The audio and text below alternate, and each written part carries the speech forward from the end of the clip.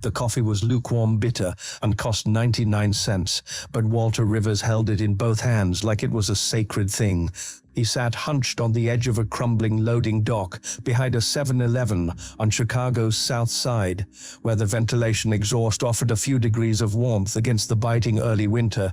The sky overhead was dull steel, thick with low clouds that threatened snow. The wind came down hard from the lake, slicing through layers of mismatched clothing like glass. His boots were splitting at the soles, one held together with duct tape, and his fingers, purple with cold, trembled slightly around the styrofoam cup. A security guard, a kid in his 20s with earbuds in one ear and disdain in his posture, leaned halfway out the service door. "I told you last week," the guard said, rubbing his arms. "This ain't a shelter. You can't just hang out here." Walter didn't look up. He took a small sip from the cup, cradled it back in his hands. "I'm not here to hang out," he said evenly. "Just need the heat from the vent. 15 minutes, I'll be gone before the truck show." The guard narrowed his eyes, unconvinced. "A mission 10 blocks up. A mission 10 blocks up. Real beds, hot meals. Why don't you go there?" Walter stared at the cement between his boots. "They got rats, bedbugs, and a guy who sells fentanyl out the chapel window." Silence stretched between them. Somewhere far off, a freight train cried out. The guard exhaled and shut the door. Walter remained still, as if the moment hadn't happened at all. 30 years ago, the same man had stood in a high school gymnasium, flanked by flags and folding chairs. His back was straighter then, his shoulders broad in a tan army uniform. The banner above him read "Community Heroes Night." The applause was polite but sincere. He had just returned from his second deployment, Iraq, where he earned the Bronze Star after pulling 3 wounded men from a Humvee that had been engulfed in flames after an IED strike. A small town newspaper ran a photo of the charred remains with the caption "Bravery amid chaos." But Walter never liked talking about the war. He preferred talking about the kids he taught after. History, civics, basketball in the gym after school. For 20 years he was Coach Rivers to hundreds of teenagers who trusted him with secrets they wouldn't tell their own fathers. In that gymnasium, his wife had stood proudly beside him, her hand resting lightly on his lower back, and his 10-year-old son, Jaden, had tried to sit still, grinning wide with pride and boredom. Back then, everything still made sense. Now, Walter's days bled into one another like dirty water through snow. He kept to himself. He still shaved every other day, in gas station bathrooms, still cleaned under his nails, still folded the blanket he'd found behind the laundromat. He tried to maintain some kind of dignity, even if the city didn't notice. He used to receive a disability check until the paperwork got fouled up during COVID. Twice he mailed forms to the VAR with no reply. After 6 months of waiting, an administrator informed him that his claim had been archived due to inactivity. He could reapply, they said, but it might take up to a year. There was no malice in it, just indifference, a system too big to care. Once, he tried to explain the situation to a younger clerk behind bulletproof glass. "I served. I was a teacher. I'm not trying to cheat anyone," he had said. The clerk had blinked, bored. "There's nothing I can do, sir. You'll have to wait for the regional office to contact you." Now he panhandled sometimes, not aggressively, only when hunger gnawed too deep. People rarely made eye contact. Some passed with a look of embarrassment, others with hostility. A woman in a business suit once told him to get a job, then stepped into an Uber and drove off. It wasn't hate that hurt. It was invisibility. It was the way the city moved past him like he was part of the architecture. Another broken bench, another dark spot on the sidewalk. He used to carry a laminated copy of his teaching license in his pocket.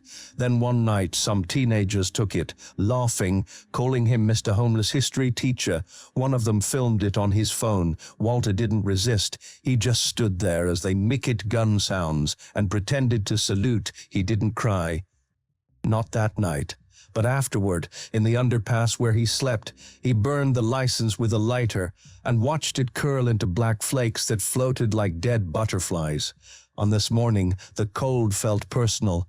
His arthritis flared in his knees, his hip shattered. in Fallujah, long since replaced with cheap metal, throbbed with each gust of wind. He finished the coffee, wiped the rim with his sleeve, and dropped the cup into a nearby trash can. He rose slowly and walked north, limping slightly. Outside of Walgreens, he stopped to rest on a bench. His breathing grew labored. A police cruiser slowed nearby. Two officers, young, pale, clean-cut, eyed him through the window. The driver said something, and they laughed. The cruiser moved on. Walter looked down at his hands. The skin was thinning.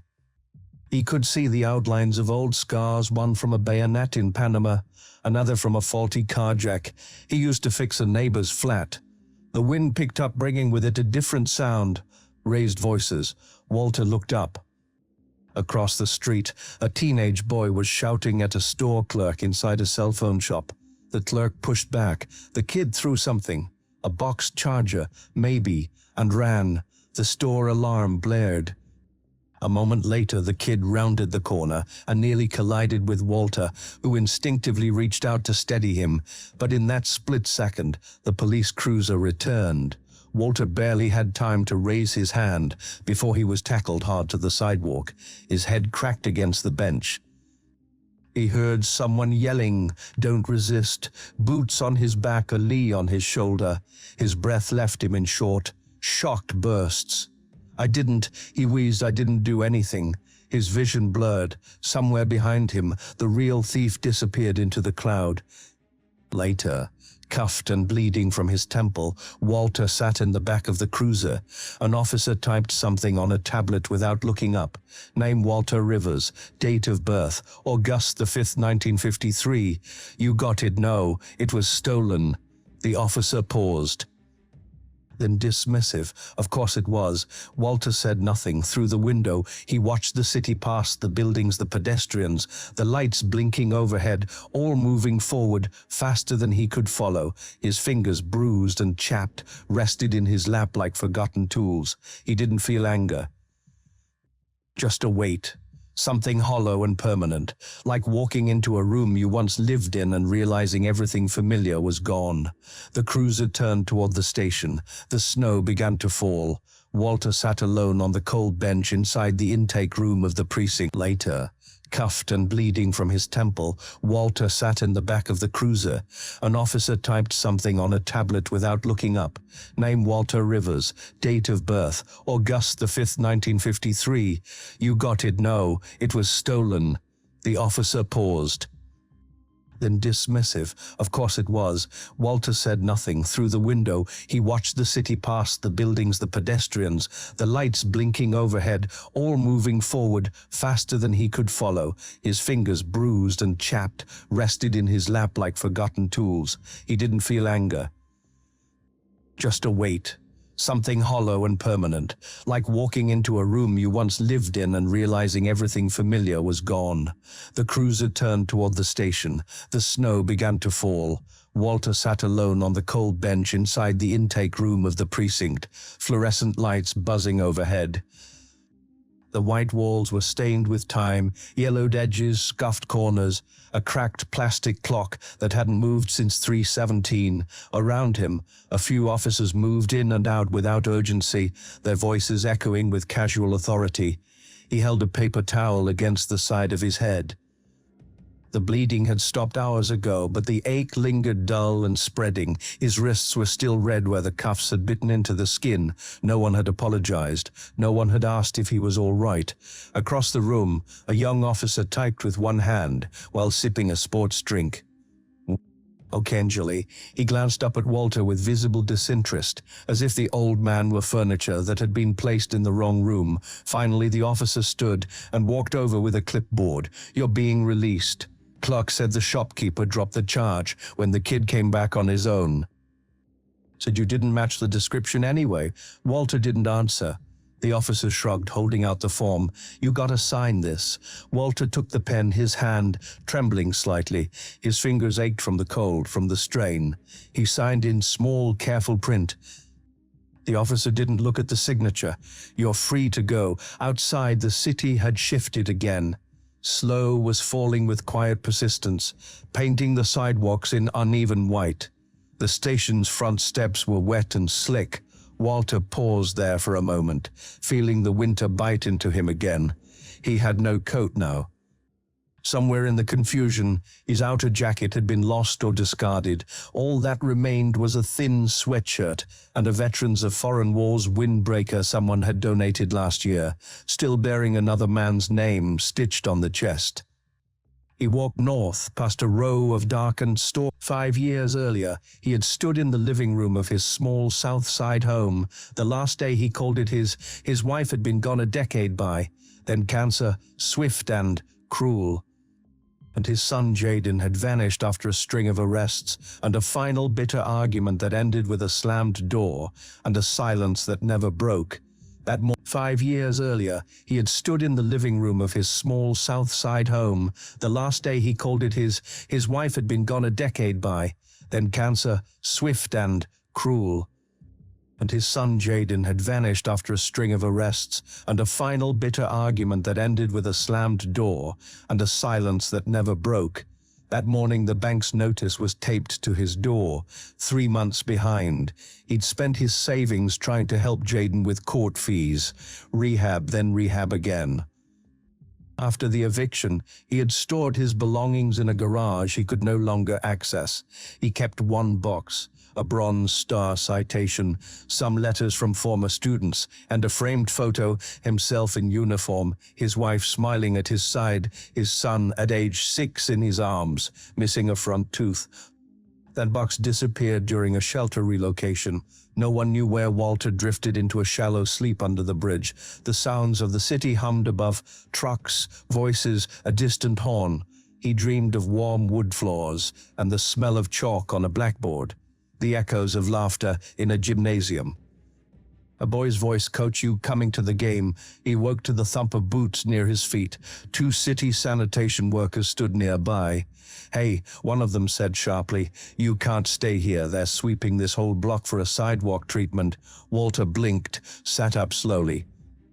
"It's just for tonight." "Doesn't matter," the man replied. "Orders from streets and San. Either you move or they'll call CPD back."